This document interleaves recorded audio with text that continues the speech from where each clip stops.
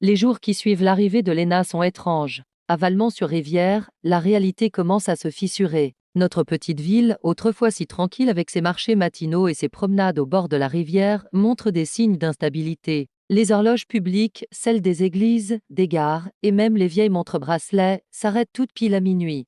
Le temps semble refuser d'avancer. Nos téléphones aussi déraillent, les écrans s'éteignent en plein appel, les applis freeze, les notifications ne viennent plus. C'est un silence numérique oppressant. Certains habitants, les plus sensibles, racontent des sensations bizarres, comme si le temps s'étirait ou se contractait. Une minute pour traverser la place du marché leur paraît une éternité. Les rumeurs vont bon train dans les cafés, c'est à cause des travaux sur la rivière, disent les uns. C'est ces gamins qui fouinent partout, marmonnent les autres. Mais nous, Lucas, Mila, Élise et maintenant Lena, on sait la vérité. L'écho n'est plus juste un labyrinthe souterrain. Il s'étend, ses ondes se propagent dans toute la ville, dans nos maisons, dans nos esprits. Chaque anomalie est un avertissement. La frontière entre notre monde et l'autre s'effrite. Comme l'a dit Lucas l'autre soir, c'est comme si la ville respirait avec nous, ou contre nous. Chaque nuit, Élise sent les anomalies arriver. Ça commence par des vibrations sourdes qui remontent du sol, un picotement qui se propage dans tout son corps et lui coupe le souffle.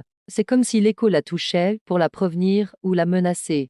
Elle se réveille en sueur, les ombres dans sa chambre semblent danser. Ça commence toujours par un bourdonnement, comme un essaim lointain, nous explique-t-elle le lendemain, dans le grenier de Mila. Lucas, toujours aussi méthodique, note tout l'heure, l'intensité, les symptômes d'Élise, ses visions de couloirs rouges ou de Noah, flottant dans le vide. Son carnet se remplit de tableaux. Mila croise ses données avec les enregistrements audio qu'elle capture. Elle trace des graphiques qui montrent des pics d'activité parfaitement synchronisés avec les pannes en ville. Lena, assise en tailleur, nous observe avec ses yeux luminescents. D'une voix qui semble porter l'écho de mille autres, elle nous explique que ce sont des signes. La frontière entre les mondes s'amincit. L'écho n'est pas statique, dit-elle en traçant un symbole dans l'air. C'est un miroir brisé qui déforme notre réalité. Plus vous vous en approchez, avec vos explorations, vos appels à Noah, plus le temps devient instable. À minuit, quand le voile est le plus fin, tout converge. Ce qui est enfoui remonte. Élise sent alors un lien étrange se renforcer en elle, une connexion avec ces vibrations qui la terrifient autant qu'elle l'attire. Une nuit, la tension est à son comble. On décide d'approcher la maison abandonnée précisément à minuit. C'est le moment où l'écho est le plus actif. Le ciel est noir, l'air est froid et sent la terre humide. On se faufile dans les ruelles, évitant les rares lampadaires encore allumés. Nos sacs à dos sont lourds, lampe torche, l'enregistreur de Mila et la balise métallique que Lena serre dans son poing. Le silence est total, surnaturel. Les maisons semblent retenir leur souffle. L'air est si dense qu'on a l'impression de marcher dans de l'eau. Lucas regarde sa montre 23h58. Encore 2 minutes, murmure-t-il. Élise sent déjà les vibrations sous ses pieds, un rythme cardiaque souterrain qui s'accélère. Mila est prête à chronométrer. Lena nous guide, ses yeux projetant une lueur fantomatique sur le sentier. Quand l'horloge de la vieille tour sonne minuit, un gong sourd retentit. Une onde de choc parcourt le sol, faisant trembler les fenêtres. Dame murmure déformé s'élève, des bribes de voix familières tordues en gémissements. Les lampadaires se mettent à clignoter frénétiquement, projetant des ombres qui dansent sur les murs comme des créatures affamées. Soudain, dans le reflet d'une vitre brisée de la maison, une silhouette apparaît. C'est Noah, ou plutôt une version de lui, piégée entre notre monde et l'écho. C'est comme un hologramme qui vacille. Son visage est pâle, presque transparent. Ses mouvements sont lents, saccadés, comme un film au ralenti.